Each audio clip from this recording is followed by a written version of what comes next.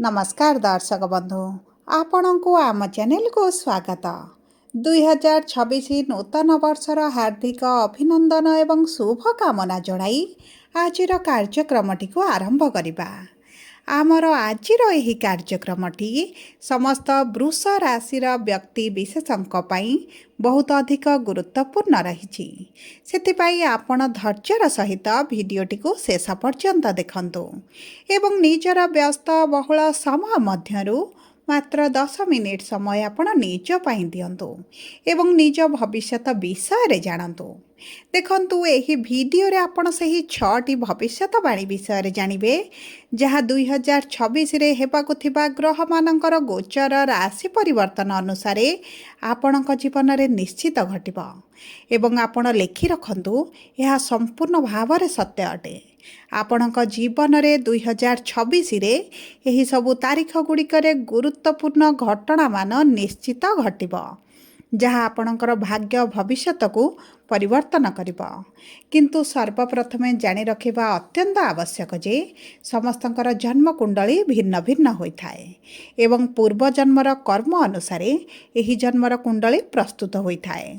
सेथिपाई आपणकर कुंडली अनुसार आपणक जीवन रे जहाँ घटिबार थिबो ताहा निश्चित घटिबो। किंतु धर्मशास्त्र एवं ज्योतिष शास्त्र साहाय्य रे आपण भविष्यत रे हेबाकु थिबा घटना विषय रे आगरु जानि परिबे एवं प्रतिकार मध्य करी आपण बड़ घटना को छोट करि परिबे।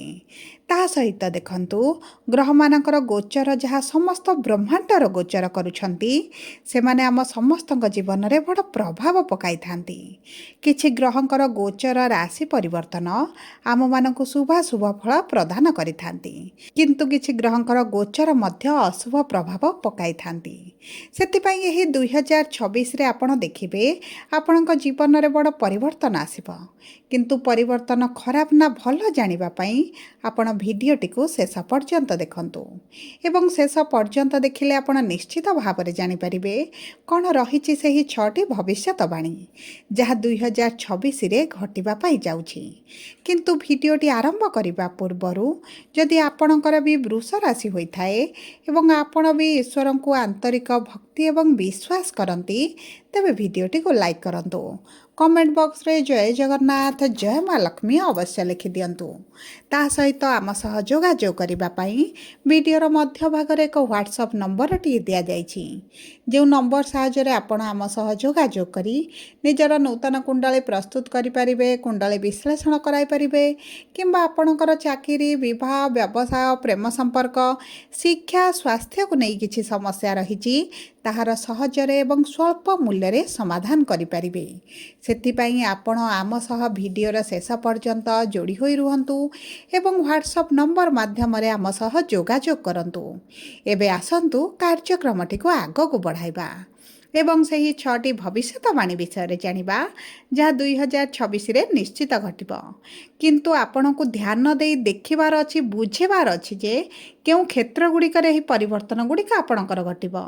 आपणकर शिक्षा ना क्यारियर ना प्रेम संपर्क ना वैवाहिक संपर्क ना आपणकर स्वास्थ्य रे सेतिपई आपण टिके ध्यान दे देखंतु एवं बुझंतु। एबे सर्वप्रथमे जानिबा एही नववर्ष दिन आपणकर नवग्रहंकर स्थिति आपणक वृष राशि रे किभଳି रहइबो। देखंतु आपणकर द्वितीय गृह रे देवगुरु बृहस्पति चतुर्थ गृह रे केतु सप्तम गृह रे बुध अष्टम गृह रे सूर्य मंगल एवं शुक्र एकादश गृह रे शनि एवं दशम गृह रे राहु विराजमान करिछंती जहाँ फल से ही गृह गुड़िक से प्रभाव अधिक रहिबो। तेबे सर्वप्रथम भविष्यतवाणी हैला गुरु आपणक द्वितीय गृह रे 11 मार्च रे मार्गी हेबा पई जाउछंती तेणुकरी 11 मार्च ठारू 31 अक्टोबर मध्य जदि आपणकर संतान प्राप्ति पई चेष्टा करुछंती तेबे अति उत्तम समय रहिबो। देखंतु एही वर्षर 11 मार्च पर ठारू गुरु जेतेबेले आपणकर कुटुंब गृह रे परिवार गृह रे विराजमान करिवे सेही समय आपणक संतान प्राप्तिर बहुत भल जोग बनाइबे। ता सहित आपणकर तृतीय गृह रे गुरु जेतेबेले उच्च स्थिति रे रहिबे एवं आपणकर भाग्यर गृह को दृष्टिगोचर करिवे सेही समय मध्य आपणकर संतान प्राप्ति पई भल समय रहिबो। तेणु करी संपूर्ण वर्षर 11 मार्च ठारू 31 अक्टोबर मध्य संतान प्राप्ति पई जदि आपण चेष्टा करंती डाक्तरक सह जोगाजोग करती तेबे आपनको संतान सुख निश्चित भाव में प्राप्त हेबो। जदि पूर्वर संतान को नहीं आपणकर समस्या रही आपण विफलता देखुले दुख कष्ट पीड़ार अछंती तेबे चिंता करिवार कौनसी आवश्यकता नहीं कारण यही वर्ष आपण मानक पई ता सहित जदि आपणक परिवार पई आपण किछि बड़ डिसिजन नबा पई चाहुथिले तेबे यही वर्षटी आपणक पई अति उत्तम समय रहिबो। आपणक परिवार पई किछि जिनिस क्रय करि पारंती नूतन घर किनि पारंती घर करि पारंती जागा किनि पारंती किंबा घर शिफ्ट करि पारंती किंबा आपण परिवार पाखक फेरिबा पई चाहुथिले तेबे यही 2026 मार्च मास 11 तारिख परठारु बहुत भल समय रहिबो। एबे आसंतु जानिबा द्वितीय भविष्यवाणी विषय देखंतु राहु आपणकर 5 डिसेम्बर पर्यंत 10म गृह रे विराजमान करिवे। मोटामोटी भाव संपूर्ण मासटी आपणकर एही 10म गृह रे रहिबे। राहु जेतेबेले कर्मर गृह रुहंती 10म गृह रे रुहंती सेतेबेले राहु आपणको अति उत्तम फल प्रदान करिथांती।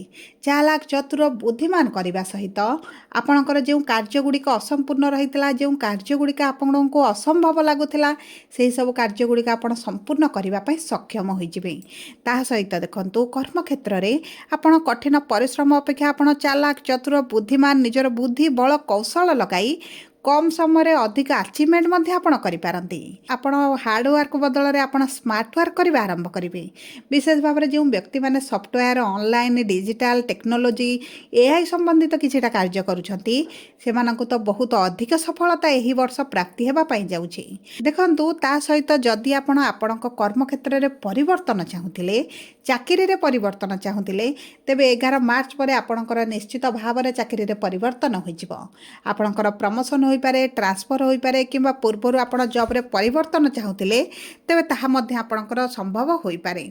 आपणक पाखकु विभिन्न गुडी अपॉर्चुनिटीज आसीबो सफलतार विभिन्न प्रकार रास्ता आपणक पई प्रशस्त होइजिबो।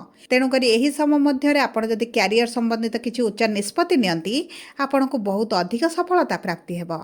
एबे आसंतु जानिबा तृतीय भविष्यवाणी विषय देखंतु शनि आपणकर एकादश भाव में संपूर्ण वर्षटी विराजमान रहिबे एवं सेही गृह रे 25 जुलाई रे बक्री हेबापई जाउछंती माने 25 जुलाई रु नवेम्बर मध्य रे चाकरी रे आपणक प्रमोशन होई जाई पारे आपण किछि अचीवमेंट मिल पारे किछि आपण नुवा कोर्स करि पारंती किछि नुवा माध्यम रे आपणक आर्थिक स्थिति को बढ़ाइबा पई चिंता करि पारंती किंबा आपणक कैरियर रे परिवर्तन सहित आपण किछिरा सफलता प्राप्ति हेबो।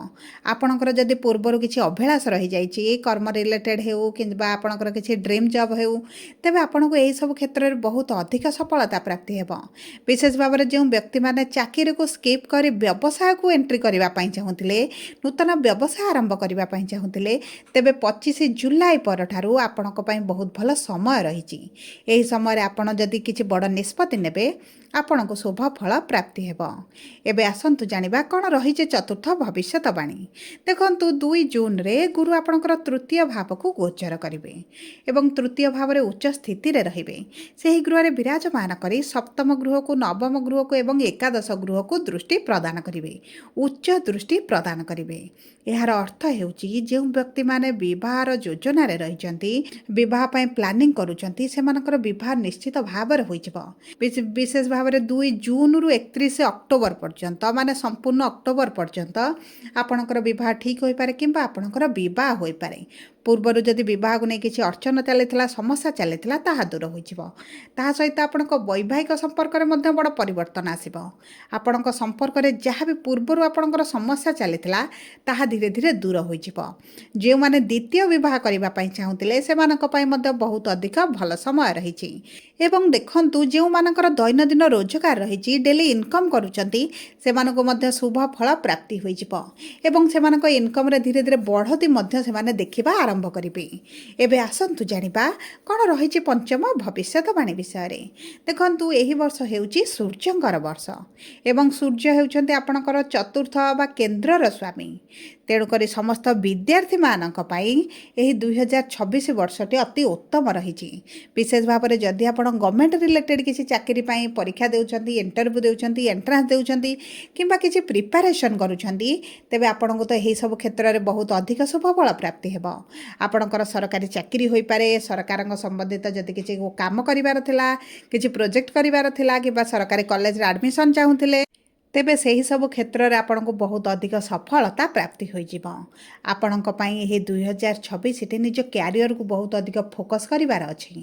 ତା ସହିତ ଆସନ୍ତୁ ଏବେ ଜାଣିବା ଷଷ୍ଠ ବା ଅନ୍ତିମ ଭବିଷ୍ୟତବାଣୀ ବିଷୟରେ। ଦେଖନ୍ତୁ, ଅନ୍ତିମ ଭବିଷ୍ୟତବାଣୀ ହେଉଛି ଆପଣଙ୍କର ସ୍ୱାସ୍ଥ୍ୟକୁ ନେଇ। ଦେଖନ୍ତୁ, ସ୍ୱାସ୍ଥ୍ୟ ଆପଣଙ୍କର ଇମ୍ୟୁନିଟି ପାୱାର ଭଲ ରହିବ, ସ୍ୱାସ୍ଥ୍ୟରେ ମଧ୍ୟ ଶୁଭ ପରିବର୍ତ୍ତନ ଦେଖିବେ, କୌଣସି ବିଶେଷ ସମସ୍ୟା ଆପଣଙ୍କର ଆସିବ ନାହିଁ। କିନ୍ତୁ ଶନିଙ୍କର ଯେହେତୁ ଦୃଷ୍ଟି ରହୁଛି ଆପଣଙ୍କର ପ୍ରଥମ ଭାବକୁ ଏବଂ ଆପଣଙ୍କ ଚନ୍ଦ୍ରମାଙ୍କ ଉପରେ, ଆପଣ ଟିକେ ମାନସିକ ଦୁଶ୍ଚିନ୍ତାରେ ରହିବେ। ଆପଣଙ୍କ ରାଗକୁ ଆପଣଙ୍କୁ କଣ୍ଟ୍ରୋଲ କରିବାକୁ ପଡ଼ିବ। ଆପଣଙ୍କର ମାନସିକ ଦୁଶ୍ଚିନ୍ତା ବଢ଼ିବା ସହିତ ଆପଣ ଅଧିକ ଚିନ୍ତା କରିବା ଆରମ୍ଭ କରିବେ, ଯେଉଁ କାରଣରୁ ଆପଣଙ୍କ ବିପି, ଡାଇବେଟିସ୍, କୋଲେଷ୍ଟ୍ରଲକୁ ବହୁତ ଅଧିକ ଧ୍ୟାନ ଦେବାକୁ ପଡ଼ିବ। ଏହି ସମୟ ମଧ୍ୟରେ ଆପଣଙ୍କ ବ୍ଲଡ଼ ରିଲେଟେଡ୍ ସମସ୍ୟା ଦେଖାଯିବା ସହିତ ଆଣ୍ଠୁ ଗଣ୍ଠି ଅଣ୍ଟାରେ କିଛିଟା ଯନ୍ତ୍ରଣା ମଧ୍ୟ ଆପଣ ଅନୁଭବ କରିପାରନ୍ତି। ସେଥିପାଇଁ ଏହି ବର୍ଷ ଆପଣଙ୍କର ସ୍ୱାସ୍ଥ୍ୟକୁ ଟିକେ ଅଧିକ ଜଗିବାର ରହିଛି, ବିଶେଷ ଭାବରେ ଆପଣଙ୍କର ମାନସିକ ସ୍ୱାସ୍ଥ୍ୟକୁ। ତାହା ସହିତ ଯେଉଁମାନେ ପ୍ରେମ ସମ୍ପର୍କରେ ଅଛନ୍ତି, ତାଙ୍କ ସମ୍ପର୍କରେ କିଛି ନା କିଛି ସମସ୍ୟା ଏହି 2026ରେ ଲାଗି ରହିବ। କାରଣ ଶନିଙ୍କର ଦୃଷ୍ଟି ଆପଣଙ୍କର ପ୍ରେମର ଗୃହକୁ ରହୁଛି। ତେଣୁକରି ଆପଣଙ୍କର ବାଣୀକୁ ଯଦି ଆପଣ ନିୟନ୍ତ୍ରଣ କରିବେ, ଆପଣଙ୍କ ରାଗକୁ ଆପଣ କଣ୍ଟ୍ରୋଲ କରିବେ, ତେବେ ଆପଣଙ୍କ ପ୍ରେମ ସମ୍ପର୍କ ଭଲ ରହିବ। କିନ୍ତୁ ଆପଣଙ୍କର ଯଦି ପ୍ରେମ ବିବାହ କରିବାର ଯୋଜନାରେ ଅଛନ୍ତି, ତେବେ ଜୁନ୍ ମାସ ପରେ ଆପଣଙ୍କ ପ୍ରେମ ବିବାହ ହୋଇଯିବାର ମଧ୍ୟ ସମ୍ଭାବନାଟି ରହିଛି। ସବୁ ପରେ ଅଶୁଭତ୍ୱକୁ ଦୂର କରିବା ପାଇଁ, ଶୁଭାଶୁଭ ଫଳକୁ ବୃଦ୍ଧି କରିବା ପାଇଁ ଆପଣ ପ୍ରତିଦିନ ଶୁକ୍ରଙ୍କର ବୀଜ ମନ୍ତ୍ର 108 ଥର ପାଠ କରନ୍ତୁ, ହନୁମାନ ଚାଳିସା ପାଠ କରନ୍ତୁ, ସୂର୍ଯ୍ୟଙ୍କୁ ପ୍ରାତଃ ସମୟରେ ତମ୍ବା ପାତ୍ରରେ ଜଳ ଅର୍ପଣ କରନ୍ତୁ ଏବଂ ହୃଦୟ ଆଦିତ୍ୟ ସ୍ରୋତ ପ୍ରତ୍ୟେକ ଦିନ ସମ୍ପୂର୍ଣ୍ଣ ବର୍ଷଟି ଆପଣ ପାଠ କରନ୍ତୁ। ତା ସହିତ ସୂର୍ଯ୍ୟଙ୍କର ବୀଜ ମନ୍ତ୍ର ମଧ୍ୟ ଜପ କରନ୍ତୁ। ଏହା ଆପଣଙ୍କ ପାଇଁ ଅତି ଉତ୍ତମ ରହିବ। ଯଦି ଆପଣଙ୍କର ବୃଷ ରାଶି ହୋଇଥାଏ, ଭିଡ଼ିଓଟି କିଭଳି ଲାଗିଲା କମେଣ୍ଟ ବକ୍ସରେ ଲେଖି ଜଣାନ୍ତୁ। ଯଦି ଆପଣଙ୍କ ପ୍ରିୟଜନଙ୍କର ବୃଷ ରାଶି ହୋଇଥାଏ, ଭିଡ଼ିଓଟି ତାଙ୍କ ସହ ସେୟାର କରନ୍ତୁ। ଯଦି ପ୍ରଥମ ଥର ଆମ ଚ୍ୟାନେଲକୁ ଆସିଛନ୍ତି, ଚ୍ୟାନେଲଟିକୁ ସବସ୍କ୍ରାଇବ୍ କରନ୍ତୁ। ପାଖରେ ଥିବା ବେଲ୍ ଆଇକନ୍କୁ ପ୍ରେସ୍ କରନ୍ତୁ। ଧନ୍ୟବାଦ।